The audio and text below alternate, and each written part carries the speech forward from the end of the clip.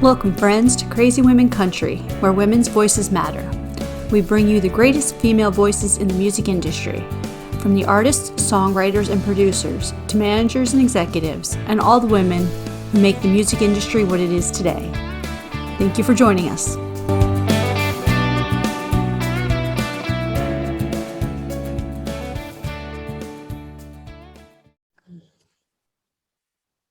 Welcome, friends, to another episode of Crazy Women Country. I'm Donna, and today I am here with the awesome Ash Taylor. How are you doing? I'm great. How are you? I am doing wonderful. It is warm and hot in Florida as always. So how's the weather in Tennessee there? It's hot and it is humid, really humid. And, it's starting to get really pretty here though. Like all the flowers are starting to bloom and it's just so pretty. But, the downside of when everything blooms and it just is gorgeous is the pollen and everything here. So, I think everyone's complaining about just allergies, but allergies and humidity, it's quite the combination. So I will apologize. A few weeks ago, someone told me it was like winter weather up there, and I said I'll send some warm thoughts that way. And I sent the humidity. I tried to, at least. It's still, yeah. Yeah. Oh, it's weird. Yeah. Literally a couple weeks ago, we had like snow on the ground, and now it's like 80 degrees, and it's just like, I don't know, Tennessee weather. You never know what it's going to be like. It's really weird. Oh, it's beautiful. So we love to start off with the most difficult question. Who is Ash Taylor? Oh, wow. You go right for it, don't you? Absolutely. And then it gets easier. You're out. Oh, that's good. I feel like depending on like where I was at in life, I could answer that in a lot of different ways. And I feel like the first thing that people would expect me to say is to say what I do. And so in that case, I would say Ash Taylor is a singer-songwriter.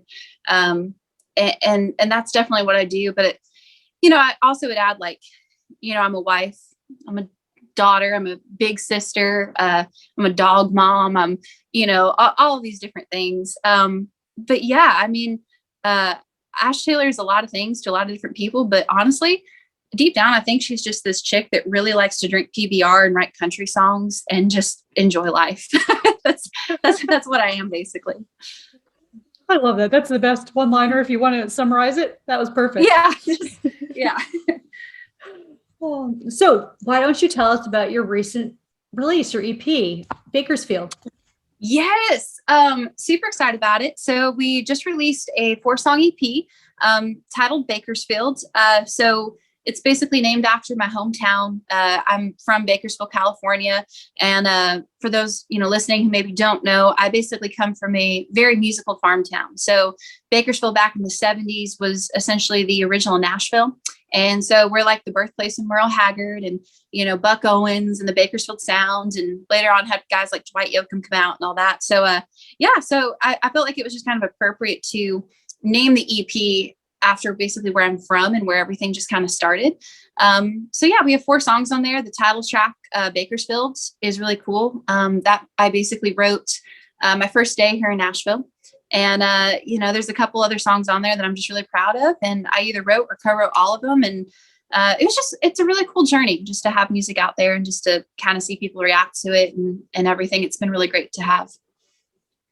Absolutely. I love Bakersfield. I just love lyrically. I'm like, and you just feel like, it just makes you feel like you belong there, especially growing up in a small town myself, just makes you feel like you belong there, even though I've never been there. Oh, that's so cool. That's so cool to hear. You're not the first person to say that to me, which I think is great though, because, I like I said, I wrote that song my very first day in Nashville, and kind of like the story behind it is I basically sold everything I owned and I got on a plane and I came out here to Nashville to pursue music. And I didn't know anyone. I didn't have a job. I had nothing. I wanted to make music. And so I left my home and I came out. And the first place I went when I got off the plane was I went to the Country Music Hall of Fame and Museum here in downtown Nashville. And I remember just being like super awestruck by Nashville for the first time. It's like I'm seeing all these buildings that I've read about, Music Row, and I'm just like all in the sight. And so we walk in the doors of, this museum, and I'm essentially talking about, man, Bakersfield, I just come from this little farm town. Like I should have came here years ago. Look at how cool all this is. And I basically walked into the museum though, as I'm talking all this stuff, like a punk kid I was. And I remember looking up and there's this giant banner. I mean, just like huge.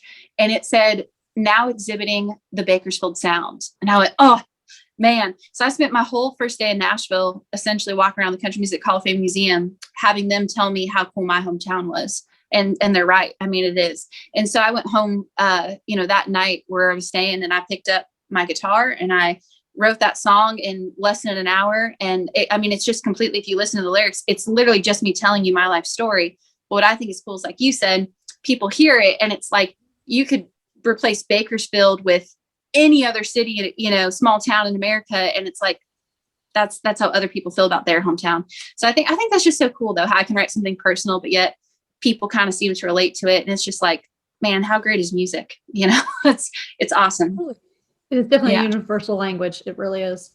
Yeah, absolutely. So powerful. Yeah. Okay. We're going to talk about another song off there.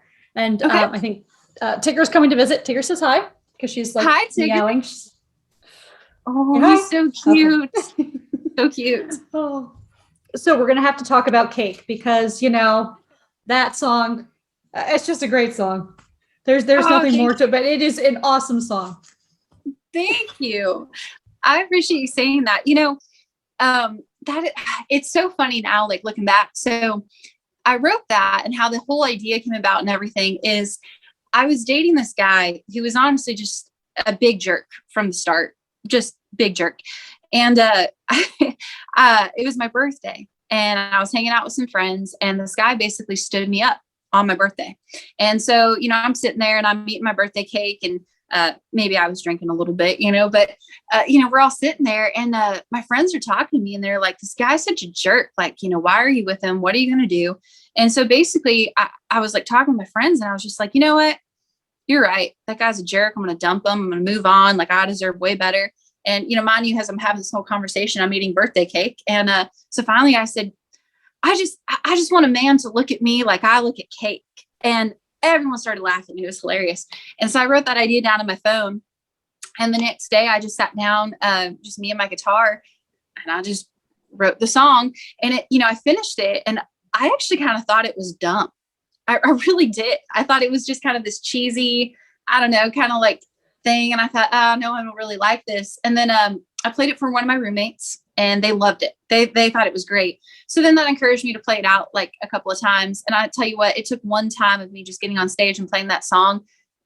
Everyone sung the hook back. Everyone laughed. Everyone got it. And it just kind of grew to being my most requested song. And so I was like, well, you know what? It's really fun. So yeah. So I mean, that's kind of the underdog song that I feel like, because it's something I thought would never really work. But my gosh, did it. And the stories that I hear from women, I think are so cool, where it's like, I can't tell you how many times I get a message or someone will come meet me in person and they're like, man, this guy stood me up, or, this guy did that. And it's just hilarious. Like to see just, again, music just uniting people and the stories that they share with me. And it's like, oh, so awesome. So I'm really grateful for that song. And as I said, it is a great song. And if y'all haven't heard it yet, you can go to ashtaylor.com and check it out. Yeah. So yeah, it is just so much fun. And so I'm not that I'm glad he stood you up, but I'm kind of glad he stood you up because he didn't deserve you, obviously.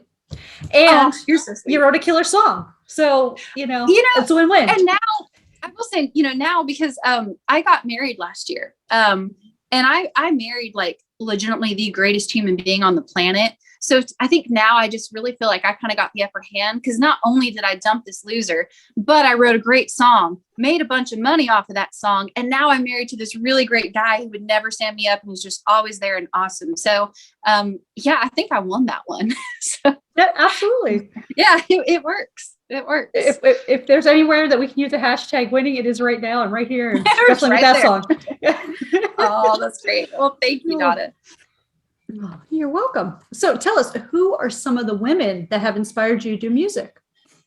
Oh, Brandy Clark. I love Brandy Clark. I love her writing. Every time I listen to a song of hers, I want to pick up a guitar and I want to try to write like that. I think her songwriting is incredible. I think my first love is Gretchen Wilson. I've told the story a couple of times, and it's just so true. So I remember being 13 years old, and I was in my grandparents' mobile home. Okay. And they always had on country music television. My grandparents, my grandmother especially, is like the reason how I know everything about country music is because that's just what they listened to, and they were huge fans. And so I'm in my grandparents' double wide, and they have country music television on CMT, and I'm 13 years old. And this chick named Gretchen Wilson came flying off of that four-wheeler, and she started singing about being a redneck woman. And I literally looked at her, and I turned to my grandma and I said, that is what I want to be when I grow up. And she was like, a redneck? And I was like, hell yeah. Yeah. And so seriously though, I wanted to be Gretchen Wilson for so long. I thought she was so cool. And she was just unlike other women that I'd seen. You know, she wasn't this like really pretty petite blonde, even though I thought those women clearly were gorgeous and loved their music, but she just, man, she was attitude like to the max. And I just thought she was great. I would also have to add on to that list, Loretta Lynn. The first country song I ever heard in my life was Coal Miner's Daughter. I think Loretta Lynn is just super underrated as a songwriter. I mean, the songs that she writes, especially for her time, like, my God, was she ahead of her time. Dolly Parton. I don't think any woman would be here without Dolly Parton. I mean, what a lady. But yeah, I mean, those are definitely, I think, the women that I think really, I think just kind of lit, you know, like a fire under me, where it's like I would watch them do things and it's like, man, I wonder if I could do that one day, you know. And they just really put a fire in me to move to Nashville and to pick up a guitar and to write songs and, you know, try to just also like encourage me, I would say, to like be myself, you know. Mm-hmm. And yeah, I think women like that are just a rarity, and super blessed to have them. Absolutely. And those are some amazing women that you mentioned. Yeah. And yes, I remember when Gretchen Wilson came out, and I was like, yes, this is what we need, women. Yes. Yeah. Oh man, we just want to be ourselves. Yeah. I don't know. And like I said, that's just the thing. I mean, you know, I had no idea how, you know, about half the things she was singing about, you know, but it's like, you know, to me at 13, it's like, well, I've never drank a beer, or, you know, she'd sing about when I think about cheating. I'm like, I don't even know what that means, but like, man, she was just so cool. Another woman I just thought of too, that I definitely have to give props to. And I think this is one maybe a lot of women maybe don't know about, but I taught myself how to play guitar out of a Hal Leonard guitar method book, like a teach yourself thing. And I was just obsessed with it. But one of the things that I kind of really dove into is Maybelle Carter. So that's June Carter, Johnny Cash's wife, mother. But she invented this thing called, you know, Carter picking. And it's incredible. But I mean, I think she was like the first real woman in country music, or just for me, a woman in general, right, where I would watch videos of her actually playing guitar and be like, wow, wait, like we can do that? Like that's cool. And yeah, she's definitely, I think, just a huge inspiration though. Huge, just incredible talent. Absolutely. That's another great one. Yes. Yeah.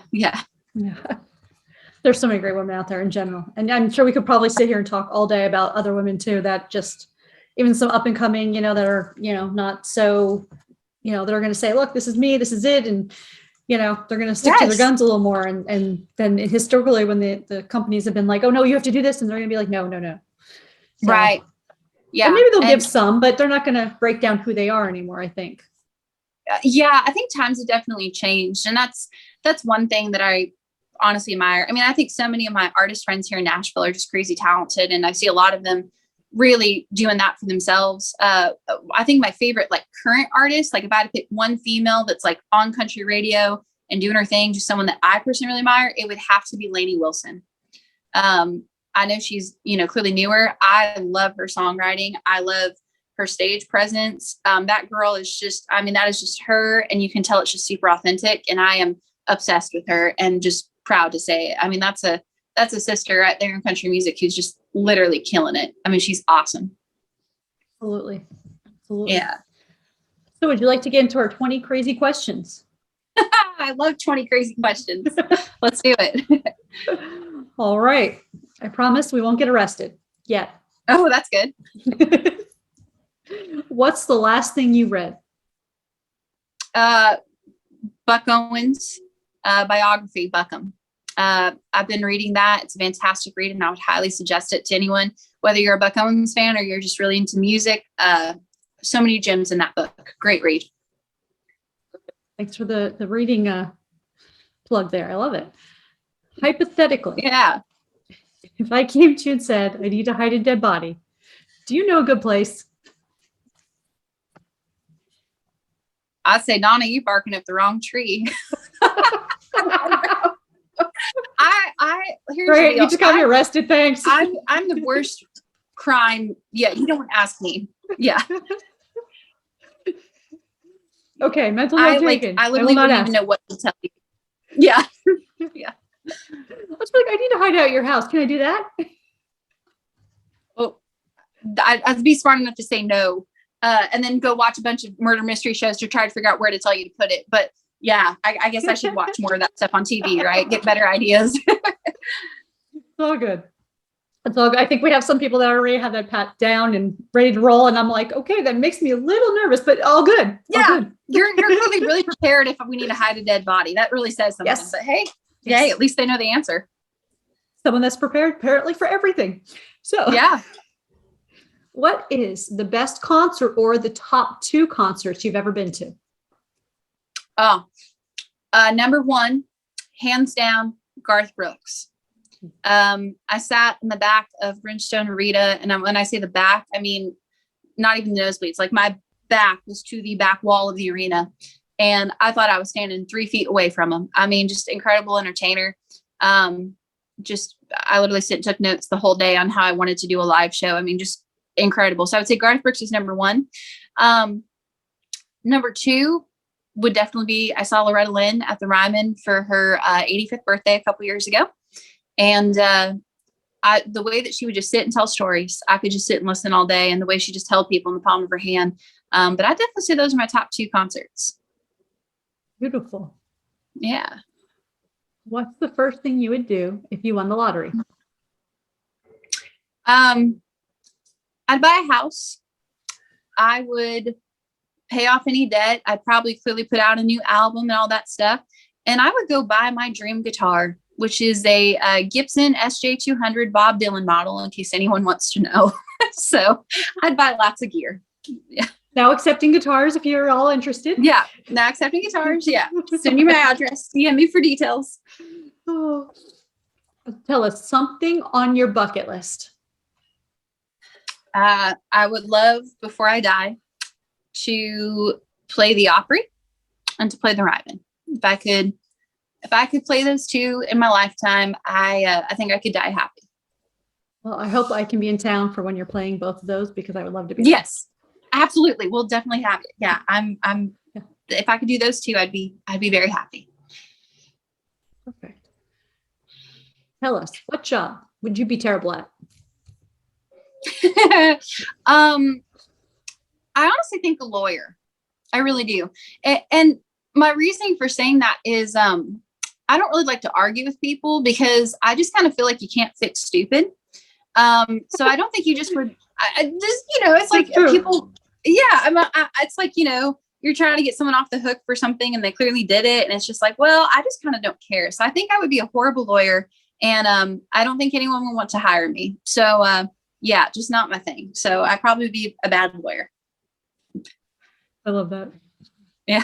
Oh, and that's a great, you can't fix stupid. That's a great old saying. Yeah. Yeah. Oh. What is your game plan for zombie apocalypse? Well, I don't know if I really thought about that, to be honest. I guess hope that I have lots of guns. That I guess that would have to be it. That, and stay away from zombies, and just, I don't know, survive. But maybe I should go put together a game plan. So, really making me think today, Dawn. Just all the questions. Yeah, I'm telling you, some of these are difficult. Yeah. It's all about being prepared for some of these. Yeah. Oh, it's fun though. Of course, if it's zombie apocalypse and dead bodies, I'm pretty sure that's going to it goes hand in hand. Human or zombie dead bodies, I'm not sure. More than likely, yeah. Yeah. We're not going to have to worry about it then. They're just going to be laying wherever, right? Yeah. So what What album or artist should we listen to before we die? Um, I'm feeling a common Brandy theme today. Clark. I'm feeling deaf here. Sorry. No, that's okay. Yeah, I make sure. Yeah. Um, album or artist to listen to before you die. I think everyone should listen to Brandy Clark's Big Day in a Small Town. I think that whole album is a masterpiece, and I think that would be a good one. So Absolutely. yeah, Absolutely. yeah, So, okay. So off the newer album of hers, I'm going to ask this question. This is a sidebar. yeah. Do you have a favorite song off there? Because I mean, when I first time I heard Long Walk, I was totally hooked. I'm like, that is something I would have said and or heard in life. But the cinder block, Yes. that just threw me over the edge. I was like, oh my God, that was perfect. Oh yeah.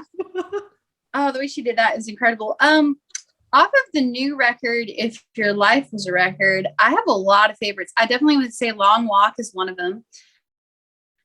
Um, I really, I really like Who You Thought I Was. Uh, I really like the whole record. I mean, I know that sounds like so like, oh, but I think one of the reasons why Brandy Clark is one of my favorite artists is whenever she puts out a record, I just listen from front to back over and over and over again because there's not a bad song on the record.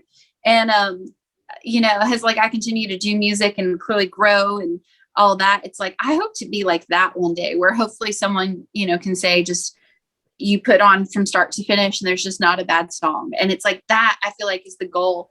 And she achieves that in such a cool way. And it's like her subject matter too, that she like writes about. It's just so different than anything else I ever hear. And it's just, I'm just like, amazed by it all, honestly, like how she does it. So yeah, it's hard to pick one favorite off of that record though. It really is. It is. I totally agree. Yeah. Yeah. And, her and Lori McKenna have always been two Mm. singer songwriters specifically that I have always had that hard time with, where it was front to back in albums and or vice versa, or just jumping around. Now that we have CDs, we can jump around, skip around if we like. Yeah. But yeah, I have just same thing. Yeah. It's hard. It's really hard. Who would play you in a movie about your life? That's a really good question. I can't say I know. I think it would have to be somebody very determined though, because I feel like in order to play me, you really have to get inside my head, and that can be a weird place sometimes. So I don't know, but yeah, I mean, I don't know, someone I guess who's just open to the task of just I guess just kind of get inside my head and nailing my personality. I have no idea though, to be honest, who that would be. Yeah, now I'm curious if anyone's listening and they're like, oh, so and so should do it. Well, you might want to message me and tell me that. So Open auditions start soon, y'all. yeah, open auditions. Yeah. Yeah. Oh, okay. So this one might be a little easier, but I'm not sure. Where's Waldo? Okay. Where's Waldo?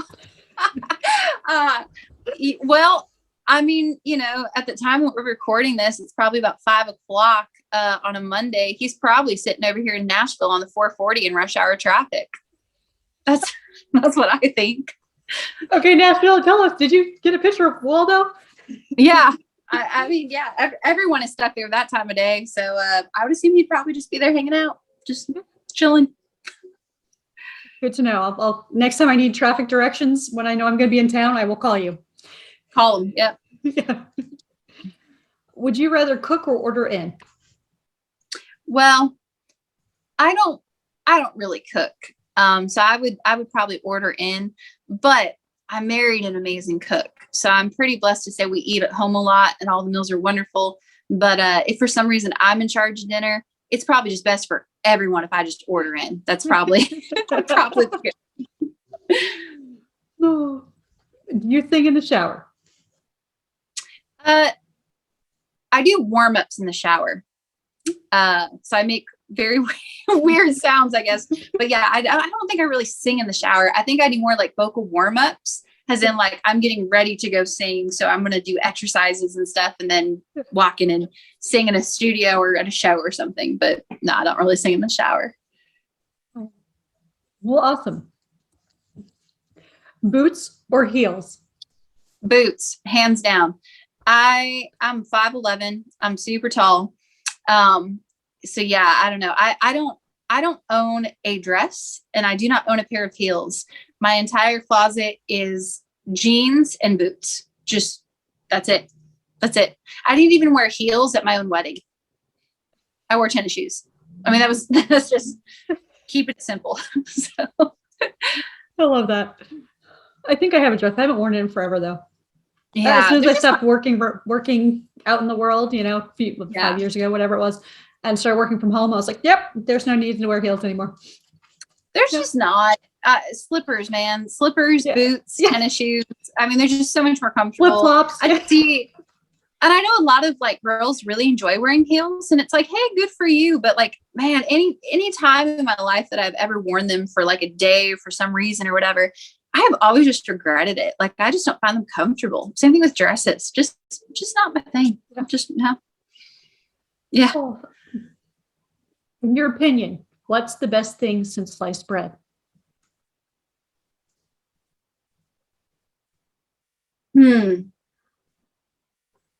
I'd have to say, food wise, the pork nachos at Edley's Barbecue here in Nashville. I could destroy. Have you been to Nashville and gone there yet? I've not 'Cause gone if there. not, I've been to Nashville, so we're gonna have to just have like a I was gonna food day. I'm gonna have to get to Nashville, and we're just gonna be like, okay, we're going for food, and you're gonna have to Yeah. be my tour guide. I was gonna say, next time you're in Nashville, I'm taking you to Edley's, and we're gonna have some pork nachos, because that definitely, to me, I think is like the best thing since sliced bread, hands down. I mean, that's pretty awesome. It's pretty good. I'm a total foodie. I love to eat. So yeah, we'll take you, Donna. We got you. Awesome. I'm ready to come. Great. I'll be there as soon as I can. I promise. Yeah. Do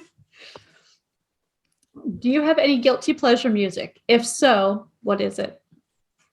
I don't know necessarily like if this is I don't know. I would have to say Celine Dion. I feel like a lot of people kind of hate, it's like, oh, you listen to Celine Dion. Girl got some amazing vocals, got some great songs. I think sometimes Dan and Shay too. Great songs, great vocals. I would say those are probably my two guilty pleasures that I don't know. I've kind of gotten a little bit of lip from people for listening to those, but it's like, hey, when it's good, it's good. So yeah, they're great musicians for sure. Yeah, and yes, her vocal range amazing. And I'm sorry, but Yeah. if you can sustain a more than 10 minutes, I'm sorry. There's 3 artists that have more than 10-minute song that are like the top, you have Meatloaf, Taylor Swift, and her. I'm like, come on. If you can sustain a 10-minute song and still be awesome about it, like, and everyone wants to listen to it, I think you've hit some kind of level of awesomeness. I'm just, something. I agree with you there. So yeah, it's it's like great music is just great music. But if she can do that, and that just puts her in a caliber all of her own, and she just still sounds like incredible to this day. I'm just like, you go, girl. But yeah, I think Celine Dion is super impressive. So, what's the worst pizza topping? Anchovies. Okay, so how do you feel about pineapple? Oh, I love pineapple. If I order a pizza, it has Italian sausage and pineapple on it every time. Pineapple on a pizza is just smart. It's delicious. But when people put things like anchovies or whatever, I'm just like, man, I don't know if I trust you. Like, it's kind of odd. Gross. I agree with the anchovies, but the big debate has really been pineapple. So that's why I actually have been asking now, pineapple specifically. So good stuff. Good stuff. If you could be any person or position for the day, like a CEO or an accountant or doctor or something, who or what position would you want to be for the day and why? I'd like to be president for a day. I really would. I'm not a very political person, but I just wonder, like, if I could just be president for the day, I would just like to know what it's like.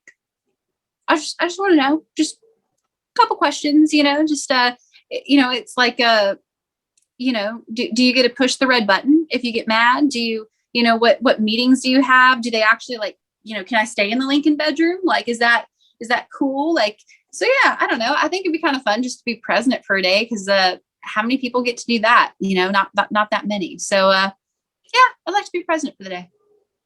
Oh, that'd be cool. Yeah. Are you good at keeping secrets? I would say, yeah, I think I am. I'm As long as kind it's of, not a dead body. yeah, no, not a dead body. I think that's why, though, I would tell you I don't know where to hide it is because I'm terrible at keeping secrets, or well, I'm so good at keeping secrets that it's like, it would be hard for me to, be honest. But yeah, I definitely think I'm probably very good at keeping secrets. I would say I feel like I'm essentially like an old dog. I'm just very loyal. So I feel like if someone tells me something in confidence, it's like I never would want to betray that trust, and so I just keep my mouth shut and take it with me to the grave. So yeah, I like to keep secrets and respect friends' privacy. So, At what age do you feel that you became an adult? am I one now? Maybe not. Yeah, maybe not. Yeah, They force us to adult. Yeah, exactly. What's so crazy is like there was a time in life where I feel like I would have said 18. And then there's like another part of me that where I was like, well, when I turned 25, I felt like I maybe really got like the idea together. And I was like, oh, I really am an adult. I kind of know what's going on. But I just turned 30. And I'm going to have to say, I think I'm as close to being adult as I'm probably ever going to get. I love being 30. I think it is the greatest thing. I don't know what exactly happened, but I feel like I turned 30 and it's just like, man, this is who I am. This is really great. This is what I like. This is what I don't like. And I just kind of feel, probably the most together I've been. And I just kind of feel probably, like I said, the closest I will ever be to being an adult. But truth be told, like, my husband will tell you, I'm really just a big, like 12-year-old in a grown woman's body. I mean, yeah, I love to like play video games and, eat pepperoni pizza or pineapple pizza or, whatever. And I just like, I don't know. I like to enjoy things. So I'm a big kid, but yeah, but I guess I'm as close as I'll get. So there's nothing wrong with that. Who doesn't love video games? Well, there are some people that don't love, I love video games too. So yeah. Oh yeah. I like the old video games like Pac-Man, Galaga, all that kind of stuff. I'm there for that. But or the original Super Mario. Oh, that's a good one. Yes, absolutely. Yes, totally. Oh. Do you have any words of wisdom you live by? If so, what are they? Well, other than you can't fix stupid that I said earlier, that I still think is a really good one. I've always said that if you are the smartest person in the room, then you're in the wrong room. And I think, that is something really important to remember because, it's like iron sharpens iron. And so, I think whether you're talking about yourself as a person, whether you're talking about being a musician or, whatever it applies, I think if you can surround yourself with people who are, encouraging you to keep green and, to stay green and to keep growing and to basically just surround yourself with people that want you to raise that bar. I think that is honestly the key to happiness and success. I really do. I think sometimes people sell themselves short by making themselves the smartest and biggest person in the room. And I don't think that's wise. I don't think that's wisdom. So yeah. So don't be the smartest person in the room. Yeah. I would absolutely agree with you on that. Yeah, absolutely. It's so funny because I work in data analytics and things like that. And yeah, I always have that conversation of, I will ask the questions and people are like, don't you already know the answer? I'm like, I'm asking the question because usually that breeds for more conversation because we don't always all know all the answers. And sometimes I might have part of the answer. I might not have all of it. That's not my goal is to be right. Yeah. It's a team effort here. It's work. Oh, absolutely. Team, right? Yeah. I think everything is that again, way. I'm sure when you do that, like you said, it makes conversation grow. People learn things maybe they didn't know. Again, it keeps people like keeping green and keeping, growing. Yeah. So that's in the modern day of work world, if you excuse me a minute, it's like that process improvements. That's what they. Yeah. It's great. Yeah. I think it's funny sometimes too because I had someone the other day. I told them that like I still take like voice lessons and I still like practice guitar and I take guitar lessons and it's like I'm always working to improve on everything. And they're like, well, you kind of already do like music professionally. Why do you need to keep working at it? And it's like, because I just want to be the best that I can be. You know what I mean? And it's like, again, it's like I surround myself with people that are way better than I am. And it's like I do that intentionally because I want to learn and get to be on that level and then turn around and help someone else reach the same level. That's the way I just think it should go. So yeah, good on you there, Donna. Just, Absolutely. Yeah. Totally agree. So what else is happening for the rest of 2022? Getting some more music, playing some shows, all this fun stuff happening. Oh, I know. I'm really, really honestly pumped. So yeah, we have a lot of different things in the works and going on. So I'm actually going into the studio here in a couple weeks, and I'm going to be working on new music. We're going to be working on that. I'm also working on doing like some videos and some different cool things. I just launched actually all new merch. For anyone that's interested, they can check it out at ashtaylor.com. Something I just did that I'm really proud of and just continue to put a lot of time and work and effort in is my fan club. Clearly it's like so many people throughout the past couple of years, it's like maybe we didn't get to go see each other at a show or whatever, but just really wanted to like put in work and time to give back to the people that have essentially supported me through it all. And now that we are able to go back out and play shows and do all this, that kind of stuck with me. So we launched a new fan club, and it's called the Bad Ashes. So we've had a bunch of people join, and it's just a really cool community. But yeah, and then we're going to be hitting the road a bunch. We're literally adding shows all the time, but it looks like we're going to be coming out to Florida at some point in the fall. I'm playing the Bluebird in November. Going to be playing some stuff in Georgia, Tennessee, just kind of like just going out and doing all the things this year. And it just feels really great to be able to do music again after so many years not being able to with COVID and all. And I'm just very blessed. And I think honestly more fired up to just go get to do what I love and just have fun with it, and just excited to hug people and see people again. So yeah, just lots of different things in the works though, for sure. I think you're right there. It's exciting to get back out there in general because, there's a lot less restrictions, and being able to just get out and do things again. It's, Oh yeah. I have no problem. Give me a shot every 6 months if you need to. I don't care. Let's just go live life again and, be as normal as we can, Yeah, absolutely. So wonderful. Well, hopefully I can get to catch you this year and come to Nashville, and we can do like a food segment as well, because I'm a foodie as well. I love food. But we're going to, we got you. Yes. Same here. I'm excited. Yes. And if I end up coming to Florida, you have to show me where to eat. That's the trade-off there. Okay. Yes, ma'am. You got it. Wonderful. Well, it's been a pleasure having you, and thank you all for joining us for another episode. Have a great day, everyone. Bye.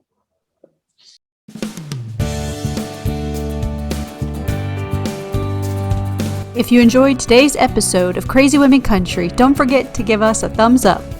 Be sure to click the subscribe button for new interviews weekly. And thank you, friends, for joining us today on Crazy Women Country, where women's voices matter.